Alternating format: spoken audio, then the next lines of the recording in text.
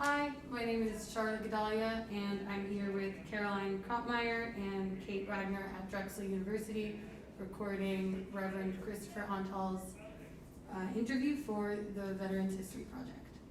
So, Reverend Antal, do you want to introduce yourself?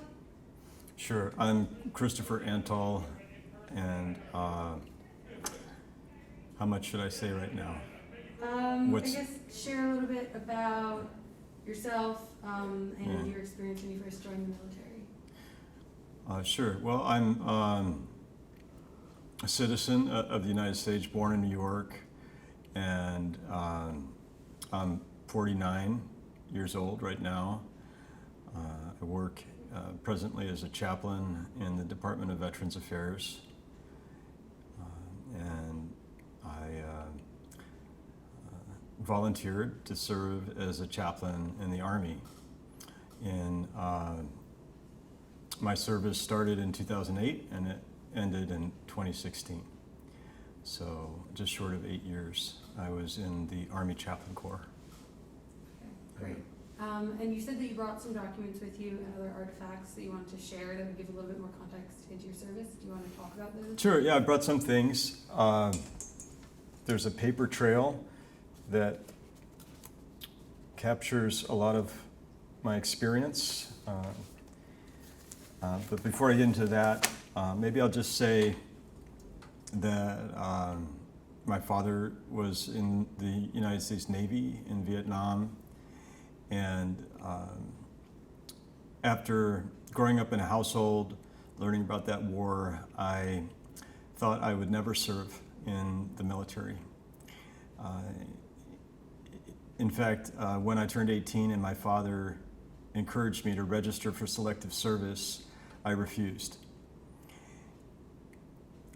That changed for me when I was in graduate school. I was a student in seminary when September 11th happened in New York. I was studying in New York, and I began to rethink my responsibility as a citizen of the United States, and began to think about what it meant for me to do my part with regards to the military.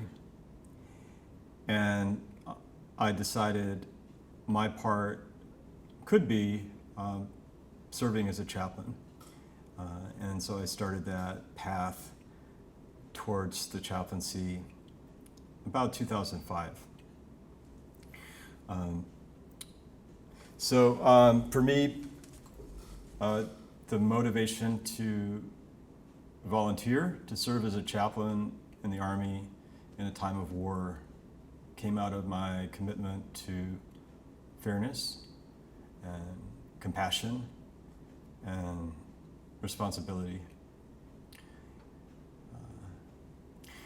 It has been an interesting journey, and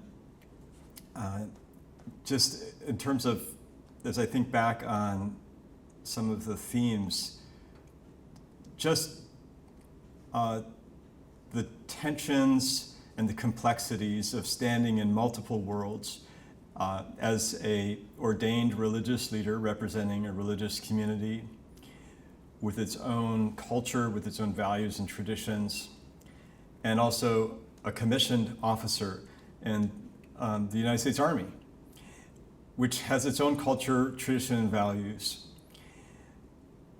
And being at that intersection and living in that tension. Additionally, just being, on the one hand, a soldier in a military uniform, but also a non-combatant, somebody, as chaplains are, who don't train to use weapons. The third kind of like complexity to this was that I wasn't just any chaplain in the military. I was endorsed by the Unitarian Universalist Association, which in the whole spectrum of religious denominations in the United States is progressive and pretty far to the left in terms of social causes. So that brought in another dimension of complexity of coming into a chaplaincy that was not progressive, necessarily not left-leaning, but rather quite the other extreme. So from the outside looking in, all those things were attractive to me. I thought this is a really interesting opportunity to make a difference, to bring diversity into the military chaplaincy, to bring a voice of pluralism in a time when the United States was at war in Muslim countries. My denomination is committed to free exercise of religion. We aren't Christian, I'm not Christian, and I saw the military chaplaincy as a place where I could make a great contribution, not only to support with spiritual care the lives of women and men in difficult conditions, but also to be a cultural bridge and even a peacemaker between the United States military and Muslims in countries like Iraq and Afghanistan. So that was all, looked pretty interesting from the outside, looked like a pretty interesting path. So I set out on that path in about 2005. The document trail begins with the first ever encounter I had with the military, which was at a medical processing station in Albany, New York. And this was in 2006 in November. So I got my fingerprints stamped and I went through, it's called a MEP station. And I just wanted to show this because it's 2006 in November when I started this process. I mentioned that I had not registered for Selective Service, so this quickly became an issue. I was over the age of 25, and after the age of 25, if you're a male in the United States, you can't register for Selective Service. So the window of opportunity to register closes. And so I hadn't registered, and registration is required to enter the military. So I began what was called a process of requesting a waiver.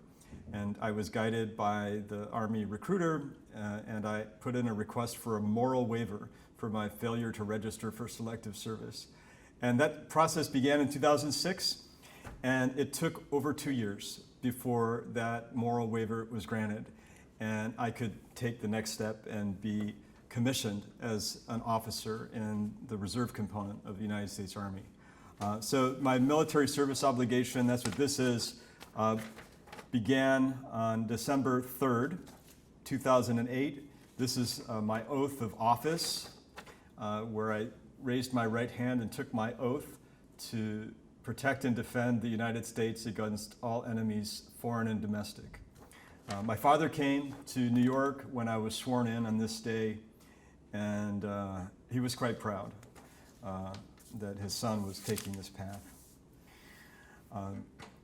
So that was the start of it for me, and I entered the chaplain candidate program of the New York Army National Guard.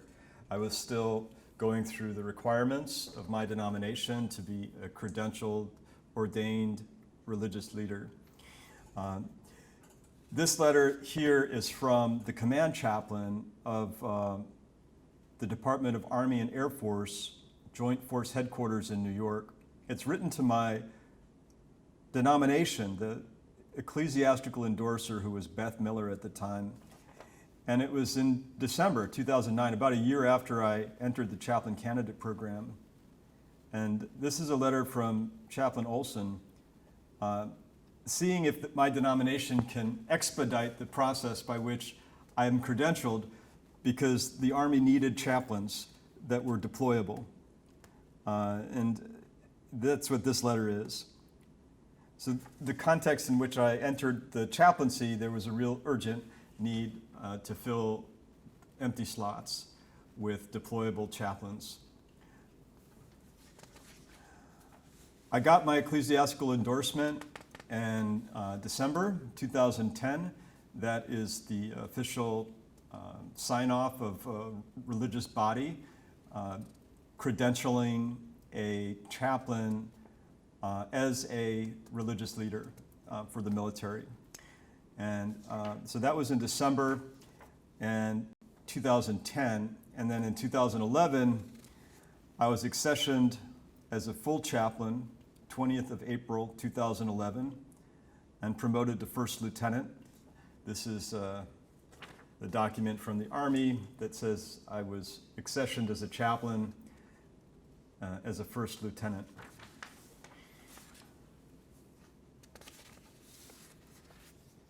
And the following year, I got my orders to active duty. So that's what this is.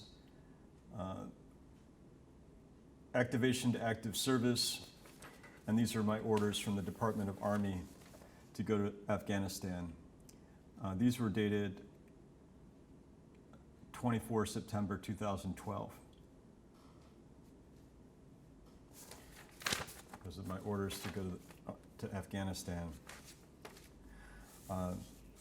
So I arrived in Afghanistan. I was a battalion chaplain for a signal battalion of the New York Army National Guard that was attached to the 3rd Infantry Division based in Kandahar Airfield. And we, as a chaplain at the battalion level, my responsibility was to provide spiritual care and religious support to the soldiers in my assigned unit. Also to provide denominational coverage to service members as well as U.S. civilian contractors from my denomination across the battle space. And then the third was to provide support within my area of operations to service members from all branches as well as U.S. civilian contractors. So that was the scope of my responsibility. I was the only chaplain for my denomination in Afghanistan in 2012. And I was one of about 20 chaplains based out of Kandahar Airfield. My unit was spread throughout southeast Afghanistan at about 20 different locations, forward operating bases. So my routine from the time I arrived in late September 2012 was to travel with my chaplain assistant. I had a chaplain assistant who was assigned to protect me, essentially. He was an enlisted soldier who carried a weapon. And I traveled during the week by air, helicopter, to different forward operating bases, visiting soldiers in my assigned unit. But in almost every case, when I arrived at those forward operating bases, I was the only chaplain there. So I would encounter other service members from all branches, not just my own unit, who were looking and interested in support from a chaplain. Can you talk a little bit more about what support from a chaplain means? The chaplain corps' response would be nurture the living, care for the wounded, and honor the dead. I think that works pretty well in terms of a snapshot. The chaplain in the context of the military in a deployed setting is, for many people, the only safe place to speak. I can joke that the chaplain is the one officer who is not going to yell at you if you're a soldier. So that was a big part of the chaplain's role. We call it a ministry of presence. And within the context of the military, the chaplain provides absolute confidentiality. So no matter what a person may be dealing with, and that includes homicidal or suicidal ideation or intent, the relationship between a service member and their chaplain is protected. It's quite unique. It's not even like that within the hospital. That kind of level of absolute confidentiality doesn't exist, as far as I'm aware, in any place other than within the military. So there's a safety to the relationship. And So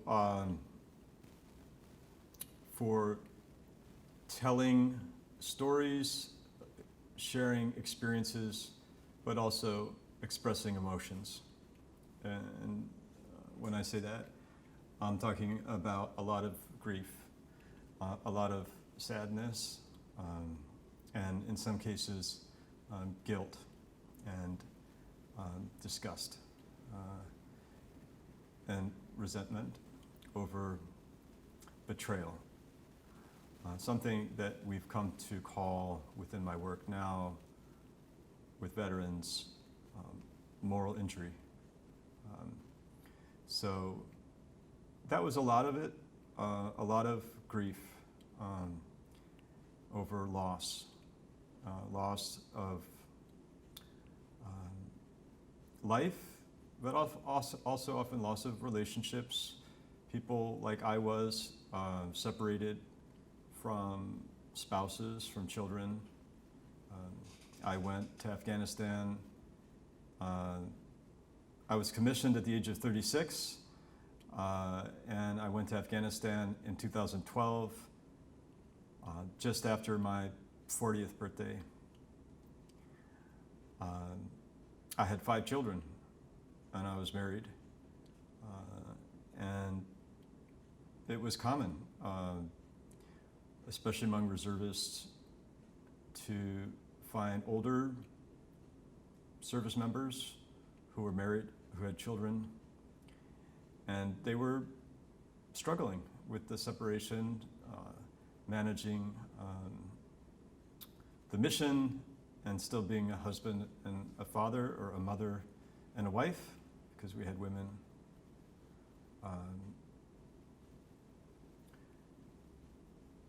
So those were the kinds of things I dealt with. Yeah.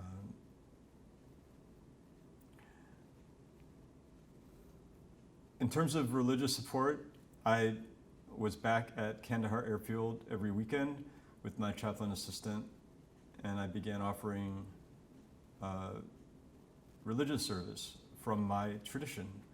And since I was the only Unitarian Universalist chaplain in Afghanistan, it was my prerogative to offer that type of service at the airfield, where there were many other chaplains offering many other kinds of services. And at that time, Kandahar Airfield was like a city. There were 20,000 people at Kandahar Airfield, contractors, service members from a dozen different countries that were part of ISAF, International Security Assistance Forces. So it started small, just me and my chaplain assistant, but we promoted it around the airfield, and our congregation grew. And by January, I brought a picture. We had a congregation. This is our congregation in January of 2013, and you can see I was wearing my robe, and yeah, that's me with no hair. So I brought my robe. I brought my minister's robe, and I'm wearing what's called a stole, and I actually have that stole here. This is this stole. So the robe, I actually brought my robe to Afghanistan, and it seems crazy, but I did it because the robe reminds me of who I am as a minister. And I was very concerned about forgetting who I am in the context of the military, where we're all wearing uniforms, we're immersed in the military machine. So I wanted something that would ground me and remind me of who I am, other than an officer, other than a soldier, who I am as a minister who's ordained and endorsed by a religious community to represent the values of that community in the context of the military. That was very important to me. So my practice on every Sunday was I would put on my robe, and it was the one time during the week that I wasn't in an Army uniform. It was the only time. And it became a very important time for me. A couple hours on Sunday morning where I put that robe on, I put on a stole, and this stole is, again, it's like the complexity. This is the intersection of my denomination, and this stole was made for me by members of a congregation in Massachusetts. It has the symbol of our faith. Here it is, the flaming chalice. So it was made for me by members of a congregation in Massachusetts, but they made it out of multicam, which is the material of the Army uniform that I wore in Afghanistan. So it's like this intersection of the faith community and the military. It's all tied up right here in the stole. I don't wear this anymore, but it's an artifact that I save. And it was, for me, a reminder in Afghanistan of the community that I represented and the support I had of the community for the work I was doing as a chaplain. So in any case, it became an important part of my routine to put on my robe, to wear that stole, and to gather in a religious community at Kandahar Airfield with the people in that photograph who were from the Army, Air Force, Navy, civilian contractors. And it was a beautiful part of our week, something I look forward to. And it was a place for me to get in touch with my values and the community that sent me, essentially, into the military. Does that make sense? Yeah. What did you feel like was your responsibility to those people? So in my denomination, we covenant to affirm and promote principles, and that's what defines us as a religious community. And those principles include a free and responsible search for truth and meaning, justice, equity, and compassion in human relations, a goal of world community. So in that context, in that role, my responsibility was to embody those values, was to speak the truth as I understood it, to speak it with compassion, and to affirm the inherent worth and dignity of all people, which is another one of our principles. And that is a challenge to do in the context of a tribal culture like the military that wants to prioritize certain lives and place greater value on certain lives than on other lives, specifically the lives of U.S. personnel over the lives of, say, the local Afghanis. So one of the practices we had on Sundays was to acknowledge the deaths during the week. And we would light candles to the service members, and then also, and often these names were hard to find, but we could find them through media reports, the names of Afghans who were killed, and to lift up those names as well, alongside the names of U.S. personnel who died. And for me, that was a simple practice, but a very important way of acknowledging the inherent worth and dignity of all people, no matter what side they are on in this conflict. It was a humanizing practice that was quite sacred. So it was in the context of that congregation that I gave a sermon that changed the whole trajectory of my military career. It was in November of 2012. I'd been in Afghanistan just over 2 months, and Veterans Day, which is November 11th, fell on a Sunday. in 2012. And so we were gathering. I knew we would gather as a religious community on Sunday morning, and it would be Veterans Day. And I, by that point, had heard a lot. I'd seen a lot. I was struggling with a lot, and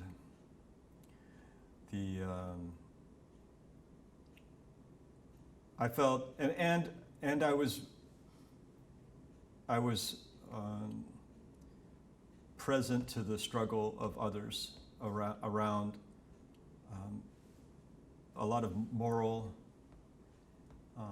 concerns with what the military was doing in Afghanistan and surrounding countries like Pakistan. So I gave voice to it in what I called Veterans Day Confession for America. That was the name of the sermon. And it's here, it's not long. I was kind of debating about whether I should read it. But I think I will, it won't take long. So this is the sermon I gave to that community on Veterans Day 2012. On this Veterans Day, let us confess our sins before God and neighbor. Most merciful God, we confess we have sinned against you in thought, word, and deed, by what we have done and what we have left undone. We've become people of the lie, out to tame the frontier wilderness, while the beast within lurks hidden in shadow, paralyzing us in a perpetual state of denial. We've made war entertainment, enjoying box seats in the carnival of death, consuming violence, turning tragedy into games, and raising our children to kill without remorse. We've morally disengaged, outsourcing our killing to the 1%, forgetting they follow our orders. The blood they shed is on our hands too. We've insulated ourselves from the painful truths veterans carry. Our bumper magnets proclaim support our troops, but for too many, suicide is the only panacea. Our insulation is their isolation. We've made our veterans into false idols, blood sacrifice on the national altar of war. Parades and medals perpetuate the hero myth, glorifying those who kill and die on our behalf. We've betrayed the dead, saying they'll not be forgotten, yet how many among us can name a single war casualty of the past decade? We've sanitized killing and condoned extrajudicial assassinations, death by remote control, war made easy without due process, protecting ourselves from the human cost. We've deceived ourselves, saying Americans do not kill civilians, terrorists do, denying the colossal misery our wars inflict on the innocent. The national closet bursts with skeletons. We've abandoned our allies, luring them in with promises of safety and security, then failing to follow through with promises made, using them and leaving them to an almost certain death. Almighty God, on this Veterans Day, help us turn from this wayward path. Deliver us from indifference, callousness, and self-deception. Fill us with compassion for all who bear the burdens of our wars. Grant us the courage to pay attention, stay engaged, so we may listen without judgment, restore integrity, accept responsibility, keep promises, and give honor to whomever honor is due. It always hurts to read that, but it's as true for me now as it was 9 years ago. Yeah, can you expand a little bit on some of the themes that you touched on in that talk? Like when you said death by remote control, can you talk a little bit about like the issues going on in the moment that you were trying to touch on that were important? Yeah, well, the United States is operating weaponized, remotely piloted vehicles or drones out of Kandahar airfield and killing people. And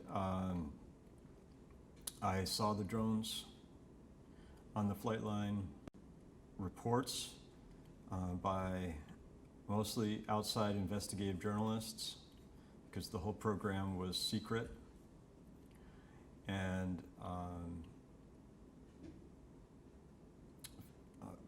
found the whole practice deeply disturbing.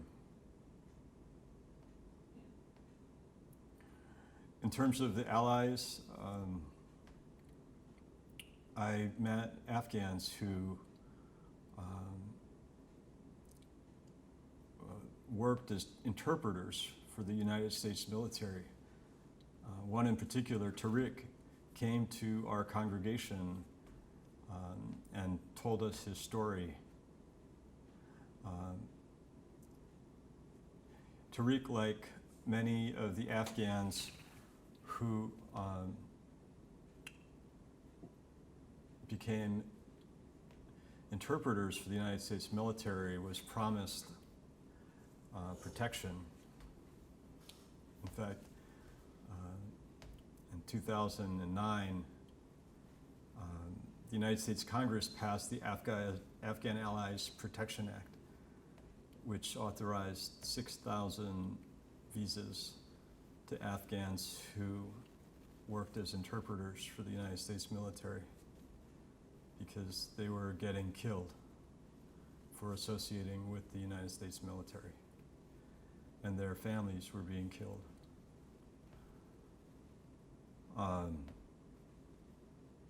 When I met Tariq in 2012, he had been waiting 2 years for his visa interview. And sometime in October, the Washington Times reported that after 3 years of the act, that something like 60 visas had been issued, and there was a backlog of 4,000.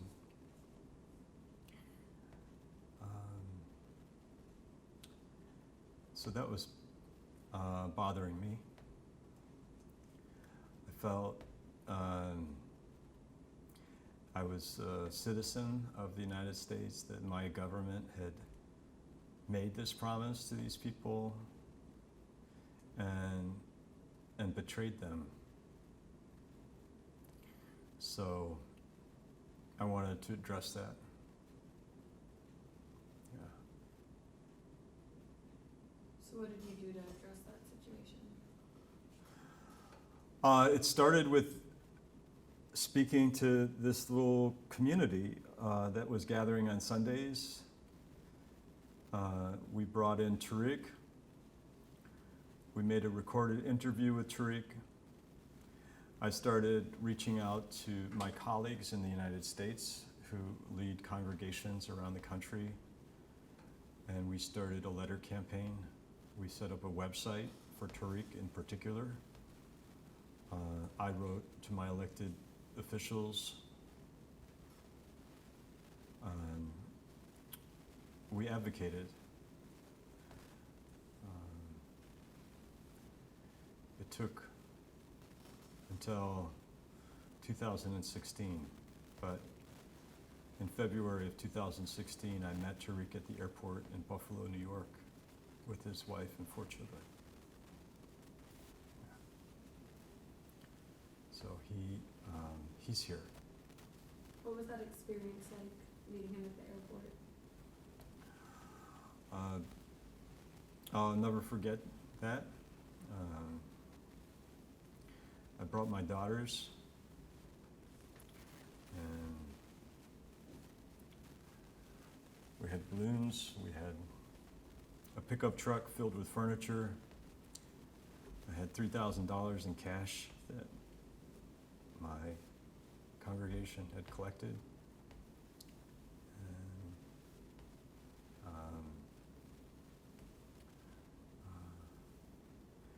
I felt relieved that that I did something.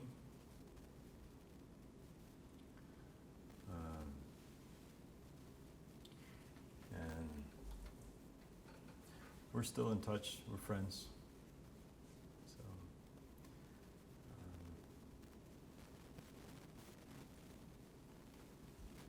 Yeah, that's great. And so going back to that letter a little bit, you've been talking about, I guess, what you did that you thought was morally important to counter a lot of the things that you thought were problematic in the military. What was the military response? well,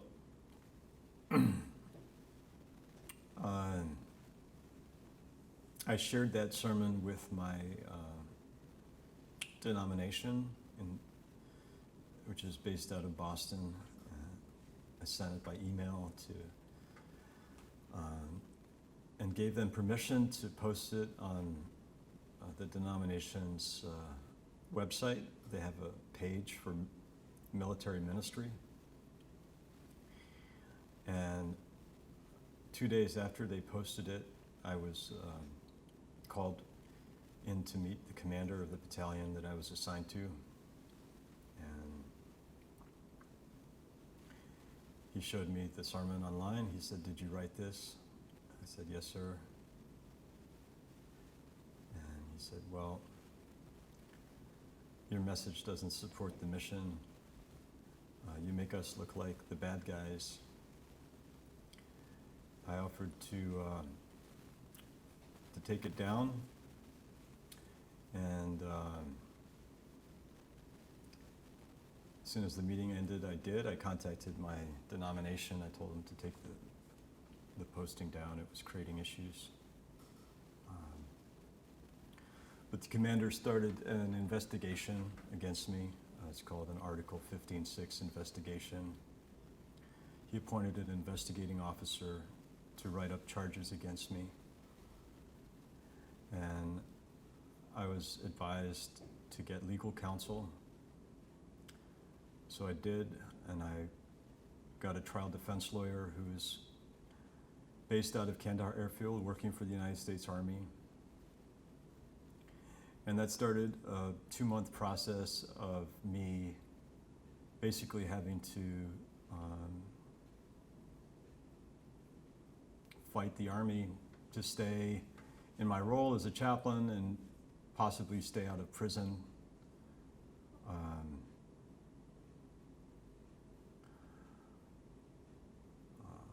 While I was still in Afghanistan and still providing,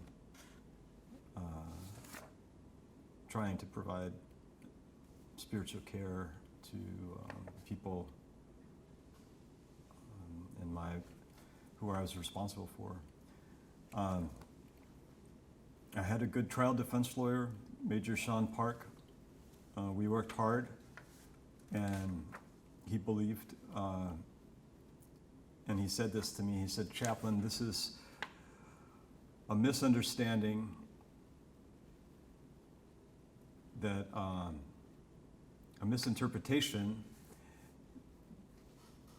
How did he say it? He said,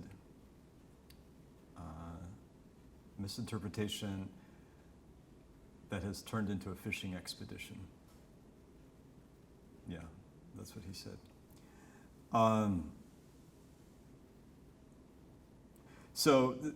I've got like pages and pages of investigative documents, of questions, and then our response to these questions, all that came out of that sermon. I was handed a General Officer Memorandum of Reprimand for politically inflammatory speech. I was given the option to appeal, so I filed for a rebuttal. And with my rebuttal, I submitted over 25 letters of support, including letters from every person that was there in the congregation who heard the sermon, as well as people from around the country who had read the sermon online. One of the most important letters for me was this letter here from a theologian from our denomination. I reached out to him. His name's Paul Razor. He's got his doctorate from Harvard. He's published. He's a leading thinker on justice and peace within our denomination. And he wrote this the general who issued the reprimand, a letter of support. I'm an ordained Unitarian Universalist minister and a Unitarian Universalist theologian. My doctoral studies focused on theologies of Unitarian Universalism, related religious traditions. I've published 2 books and many articles on Unitarian Universalism and its theological principles, including its understanding of issues relating to war and peace. For the past 8 years, I've served as the director of the Center for the Study of Religious Freedom at Virginia Wesleyan College. In this capacity, I'm experienced in matters of religious freedom, including First Amendment principles of non-establishment and free exercise of religion, as well as in interfaith relations. So, I mean, he's got credentials. And then he says this: I can affirm that Chaplain Antal's public prayer entitled A Veterans Day Confession for America violates no tenet of the Unitarian Universalist faith. In both its content and its tone, the confession speaks both to and from the heart of Unitarian Universalism. Moreover, in my judgment, the confession does not bring dishonor to the United States military. Instead, it constitutes a careful and sensitive expression of concern by a chaplain towards those in his spiritual care. Yeah. All ministers, including military chaplains, must constantly honor and balance their pastoral and prophetic roles. This dual responsibility is recognized within Army regulations, and it has always been part of the Unitarian Universalist ministry. Those dual roles are sometimes in tension with each other, but more often they work together in mutually supportive ways. And that is the case with Chaplain Antal's confession, which blends and balances the pastoral and prophetic voices in a constructive and effective manner.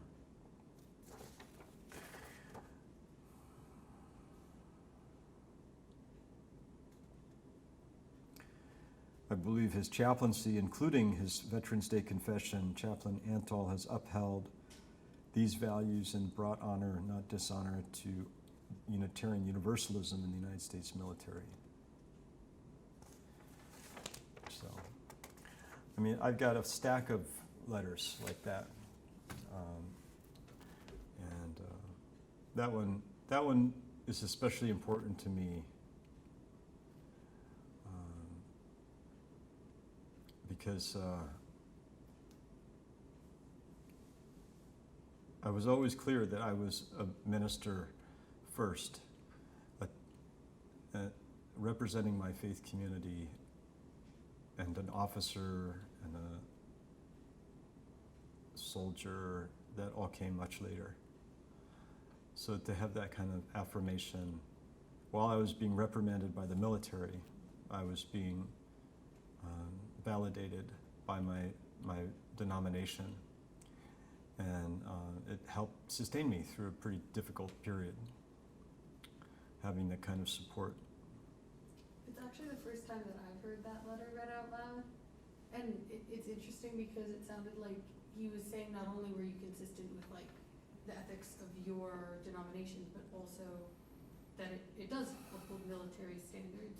So I know you say that there's a lot of tension between the two, but do you feel like after the experience that you had, those things began to be at odds, or do you still feel like your behavior and the ethics that you were upholding as part of your denomination were well aligned with the military, or what an upstanding military might be? Yeah, well, it's complicated. I mean, the military is a very complex organization, and the Army regulation that Dr. Razor referenced in that letter, I'm very familiar with that Army regulation. It speaks to the job of chaplains, and it says that chaplains are to speak with a prophetic voice against issues of moral turpitude in conflict with military values or Army values. So in other words, Army regulations at that time did say that chaplains had a responsibility not only to provide spiritual care to individual soldiers, but to speak truth to power, which is this idea of a prophetic voice, which is deeply a part of my tradition as well as many religious traditions. Truth to power. That regulation has been removed. Really? Yes. As of when? After I invoked it, Oh my God. yeah. And it's sad, but I think I brought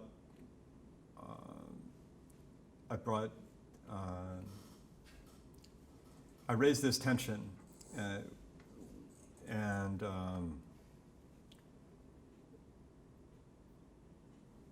rather than address it and integrate this into the chaplaincy, the leadership decided to avoid it and to remove it. Any reference to the prophetic role of the military chaplain has been removed from Army regulations. And I mean, I'll finish the story because this went all the way up to the Pentagon. I did a rebuttal. I had letters of support, and at the end of the day, the general officer memorandum of reprimand was not rescinded, which is what I was requesting, but it was filed locally, which is supposed to mean it doesn't have an impact on my career. It stays in Afghanistan, in theory. However, the commander of the battalion I was assigned to used the reprimand as a basis to release me from active duty. So I have here a release from active duty, early release of Chaplain Antal, citing extenuating circumstances. Chaplain Antal requires more mentorship and training, and he's being redeployed early. That's what this letter says.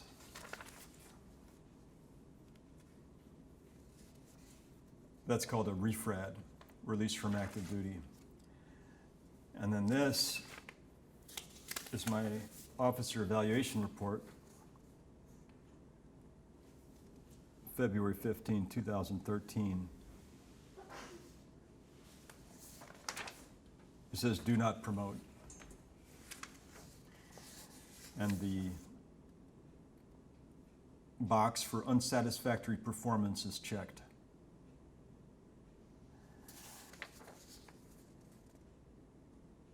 And in the text, the senior rater, who was my battalion commander, wrote, during this rating period, he received a GOMAR, which is a general officer memorandum of reprimand, during our deployment.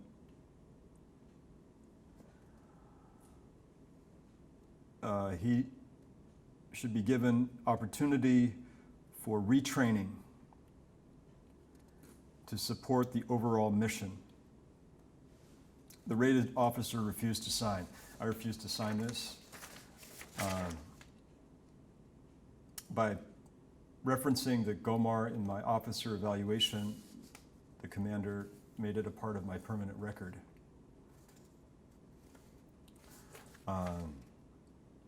Which was against the intent of the general officer who filed it locally. So I was released from active duty. I got an honorable discharge. I got a statement of wartime service. I came through Fort Bliss, Texas.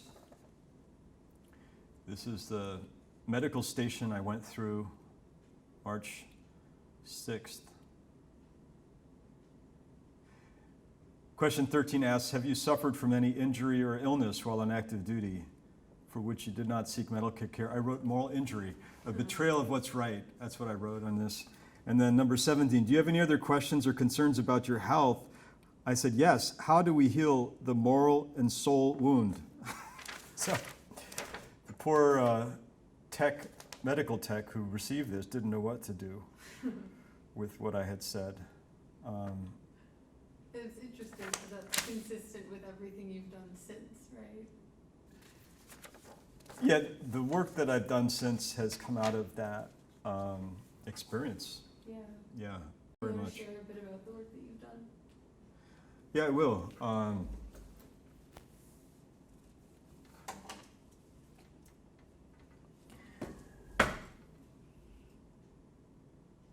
Let me just finish the story of the General Officer Memorandum of Reprimand.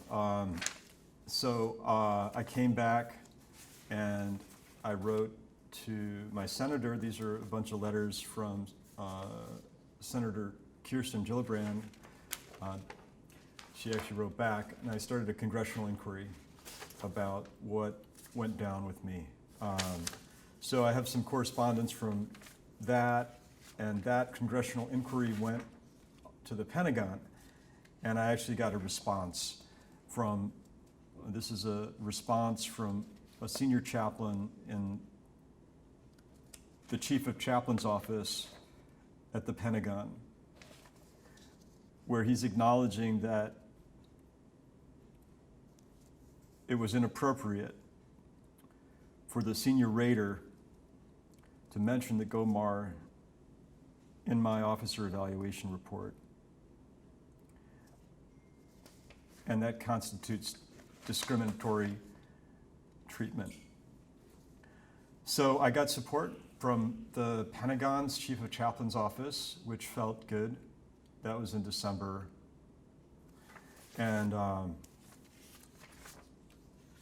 was eventually promoted to captain. I got my promotion orders on 2 May 2014. And these are my promotion orders to captain. So How did that feel? it was felt good. It felt good to have pushed back. You know, I thought I would just quit, but I had a lot of support and a lot of encouragement of people who saw the value of my work within the military, and so I was promoted. So that meant I could stay in, and the do not promote officer evaluation was removed from my permanent record.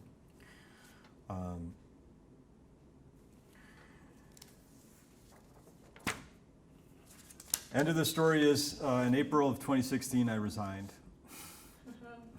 I hung in there for a couple more years, but this is my letter of resignation, which I wrote publicly.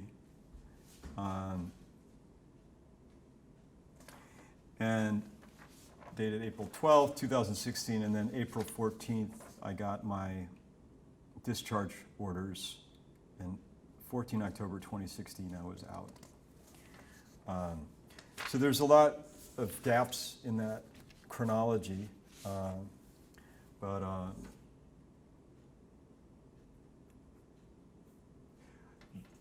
the experience I had with my deployment and encounters with Tariq, but also service members. David was a veteran I encountered in my first assigned unit, and I first met him in an orange jumpsuit with handcuffs at Rikers Island. He had come back from Iraq and murdered his girlfriend. And I came to know David by visiting him in prison as he went through his trial and sentencing. And I learned about his combat experience in Iraq on multiple tours and the kind of trauma that he suffered and the challenges he had in getting care coming out of that, the challenges he had of reintegration is the word we use. And it was heartbreaking. It was heartbreaking to see him sentenced to life in prison as a 30-year-old man, father of 2 children.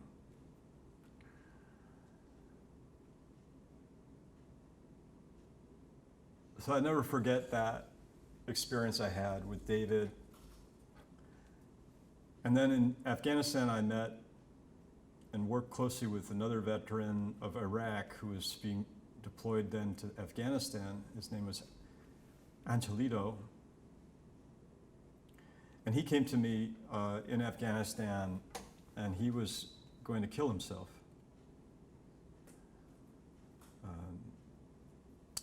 And I worked with him. I made him promise not to, and meet with me, and had my chaplain assistant take the firing pin from his gun.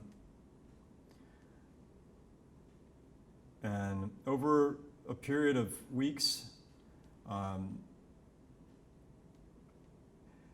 the story emerged about his own experience that he had had in Iraq and how he was haunted by an incident that left innocent people dead.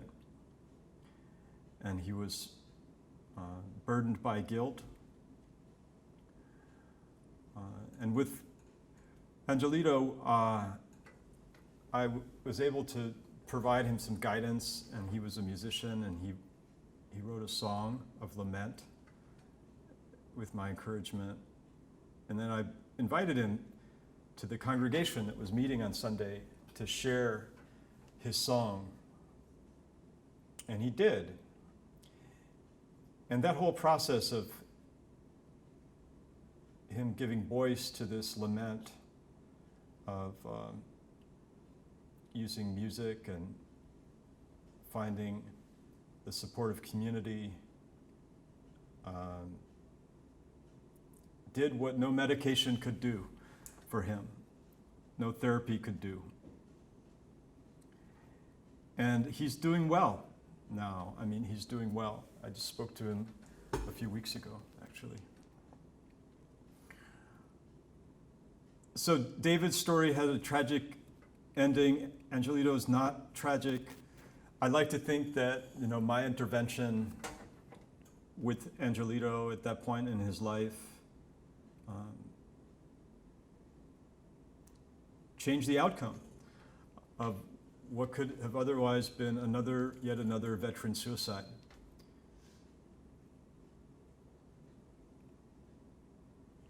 So I left the military, but the issues that I encountered, the people I encountered, the pain that I encountered, I couldn't walk away from all that.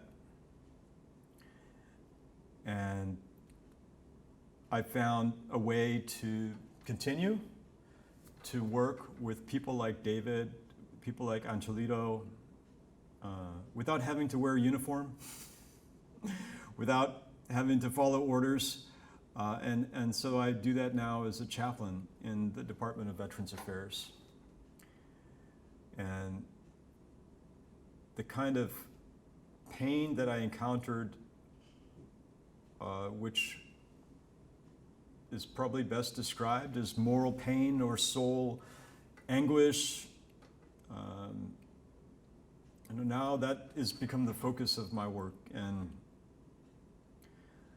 I've published 3 papers in peer-reviewed journals about our moral injury work at the Philadelphia VA Medical Center. I'm in the process of publishing a 4th.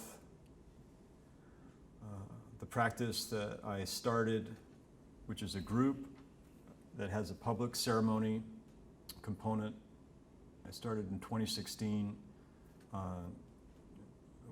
We've worked with over 50 veterans now. I've gone through our group. And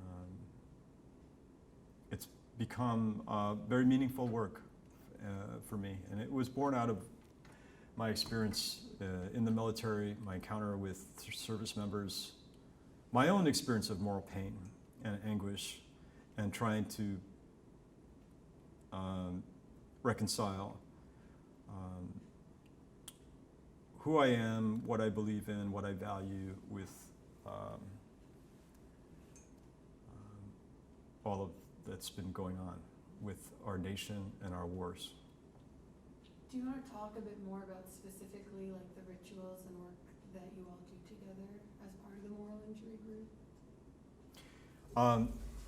I do. Before I get into what I'm doing now, I did want to share a piece of the military story that I haven't mentioned yet. I mentioned that I was a progressive chaplain for the Unitarian Universalist Association, and I mean, this part of the story is precious to me. It's I'm a straight heterosexual male. I belong to a denomination that has a long history of being open and affirming, of ordaining gays and lesbians, of officiating weddings between gays and lesbians, of advocating in public policy for changes in policy for respect and equity in the law for all people. So I entered the military at a time when the policy of don't ask, don't tell was on the cusp of being repealed. That policy was in effect from 1993 until 2011. And it was creating great stirs within the culture of the military, especially within the chaplain corps.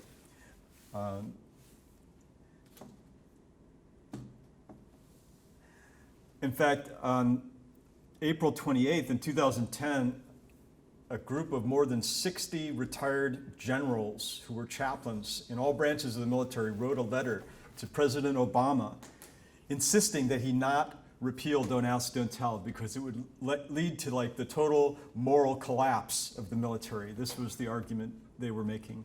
None of these chaplains were from my denomination, yet the very existence of the letter brings to the surface the culture of the chaplaincy that I entered in that time.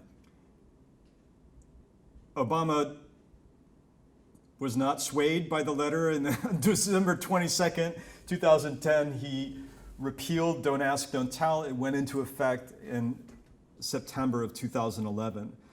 So right as the time I was coming in as a chaplain into the Army, the repeal was taking effect. And so I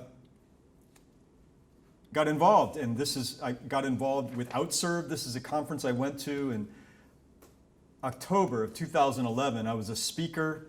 This is the Association of Actively Serving Gay Personnel, Lesbian Gay Personnel. I didn't go in uniform. I went as a minister. My denomination paid for the trip. I got involved in the Forum on Military Chaplaincy, which is a progressive group of chaplains. And I went to a conference out in Dallas, Texas. And I did an interview with the Dallas Voice, and I got put on the cover. This is me in November of 2011 on the cover of the Dallas Voice, which is a gay and lesbian newspaper in Dallas, Texas. And it says, perform or provide. Every soldier is entitled to pastoral care. The Forum will make sure they get it. This is the Forum on Military Chaplaincy that I was a part of. So I was put on the front page of this. I was interviewed in this article. I talked about being a Unitarian minister in the Army. And this article went online, and it then shot like wildfire across the whole military chaplaincy. And within a week, I was being summoned to the Public Affairs Office. I was getting emails from chaplains, and one chaplain who was a major came to the post where I was on active duty working and threatened me, physically threatened me. He called me poison to the chaplain corps. Those were his words, for taking this kind of public position. So it was quite a period. This is a picture of me in uniform at West Point in April of end of March 2012. I was there to give the invocation at the inaugural Nights Out dinner. Nights Out is the Gay and Lesbian Alumni Association of West Point. My congregation was very close to West Point. None of the assigned chaplains would give the invocation. I happened to know Sue Fulton, who was a Unitarian and was on the board of visitors, like the board of trustees of West Point. she was a lesbian, and she invited me to come and do the invocation. So I showed up and did the invocation. This is a picture of the Nights Out program. And I did it in uniform. I was a first lieutenant, a new chaplain. I showed up at West Point, did this invocation in uniform, and there were a lot of people there, including Colonel Tom Koldich. At the time, he was the professor and head of the Department of Behavioral Science and Leadership at West Point, and he came to the dinner. And after I did the invocation, he came up to me and said, I'm so impressed that you as a chaplain would show up here and do this invocation. I want you to do the invocation at my retirement ceremony. I'm retiring from West Point, from the Army. I'm going to be promoted to general at the time of my retirement, and I want you to do the invocation. So this was really an honor. This is the program for the retirement ceremony of Colonel Tom Koldich. And I'm smiling because, this is a big deal. And there were chaplains assigned to West Point who were colonels. But I was being asked to do the invocation. And so I had to deal with the politics of that. I had to go talk to the colonel chaplain at West Point and say, hey, I got invited. I'm coming in to do this. But this was the beginning of my chaplaincy experience. I was being called, on the one hand, poison to the chaplain corps by chaplain colleagues. And at the same time, I was being invited by the professor and head of the Department of Behavioral Science and Leadership of West Point to do his invocation because he thought I was such a great chaplain. So it was like this Twilight Zone world that I was stepping into, where I was getting mixed messages from one place and from another. And then it was just kind of the course of my military career was like that. I was getting reprimanded on the one hand and affirmed and validated on the other for doing the same thing. So it was just part of the whole experience of living in these two different worlds and multiple worlds, multiple cultures, and trying to just navigate through that. So I smile when I think about that. That was some of my fonder memories. There's a lot of beauty in my ministry as a chaplain. This picture was also at West Point. This is me doing a funeral. I brought this stole. This is my chaplain stole. It's black on one side for funerals. It's white on the other side for weddings. I did both. I did funerals. This is at West Point, a Unitarian graduate who had passed away. The family invited me. Beautiful memories and experiences of being able to officiate these rites of passage. I also did same-sex weddings. I married two men in the cadet chapel at West Point. I'll never forget that. It was a wonderful experience, a wonderful memory. And I did other marriages and other weddings as well.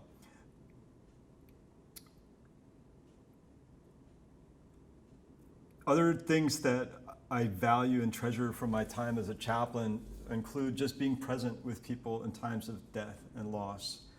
I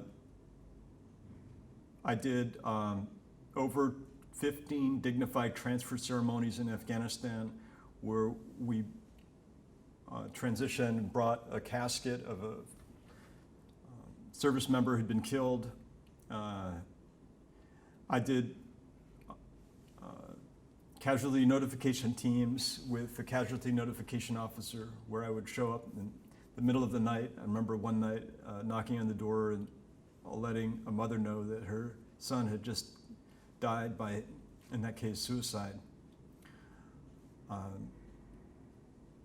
So between visiting veterans in prison and being officiants at weddings and gravesides, and notifying people in the middle of the night of the deaths of their loved ones, and just being present with people in the midst of some of the most difficult and painful moments of their lives. That's an experience that I'll always treasure and hold is quite sacred.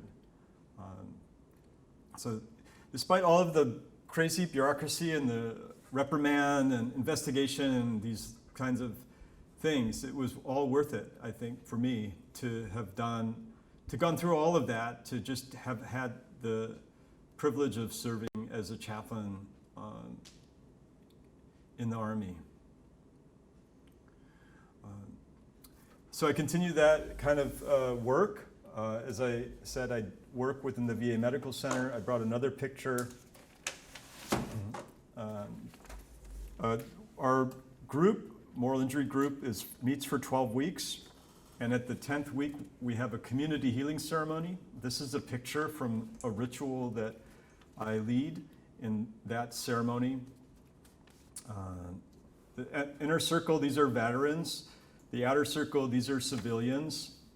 And before we do this ritual, which I call a reconciliation circle, veterans share their testimony with the community bears witness, and then through movement and touch and a confession, a community confession, which I lead, the community bears witness to the veterans' pain and shares responsibility, culpability, and responsibility. So, I gave a sermon that was a confession, and I continue to do that kind of work of public and communal confession, of acknowledgement of our losses, of our the harm that we've inflicted as a nation through these wars, the pain that's been inflicted. There's a lot of reckoning that the country needs to do. And I sit on the high-risk team at the hospital where we review each week the veterans flagged as high risk for suicide. We continue to have 18 to 20 veterans die by suicide each day in the United States. And I think the work that I'm doing around moral injury and involving the community is exactly the kind of work that needs to be done to reduce veteran suicide, but also to educate the society about the real costs of military force, so that in the future we don't so readily resort to the use of our military. So it's meaningful work, and it's grown out of my experience. And there's nothing I would rather be doing, quite frankly, than the work I do. So I feel very fortunate. It's taken its toll on me personally and my family. After 21 years of marriage, my then wife, requested divorce in 2019. After my deployment, her health deteriorated. I think the stress that I went through impacted my whole family, and it certainly impacted my marriage.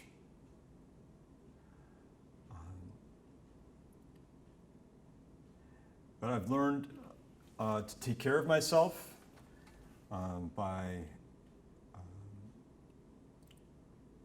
I have a few practices. One I started in Afghanistan, which is blood donation. I've gotten a few coins and medals, but the one I'm most proud of is from the Armed Services Blood Program. This certificate is from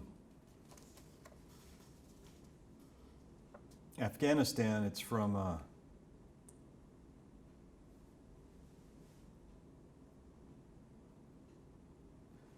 23 units of platelets donated between October 12th and February 2013. So every week I was on the apheresis machine donating blood. And I got a coin for that. And that was meaningful for me because there was so much taking of blood. And I wanted to give blood. And it became very clear to me about the value of life and how fragile life is. And I even experienced blood leaving my body and being carried down the hall and going into someone else's body who was bleeding out from a traumatic wound. So I continued to give blood. Last year I donated 19 times at the Red Cross. And it keeps me in touch with what matters most, which is life and the preciousness of life. And certainly my experience in the Army and in Afghanistan has helped me appreciate the value of life and the fragility of life. And that's a precious lesson. I think I'll stop. Okay, thank you so much. Before we cut, I forgot to say earlier that today's date is May 26th,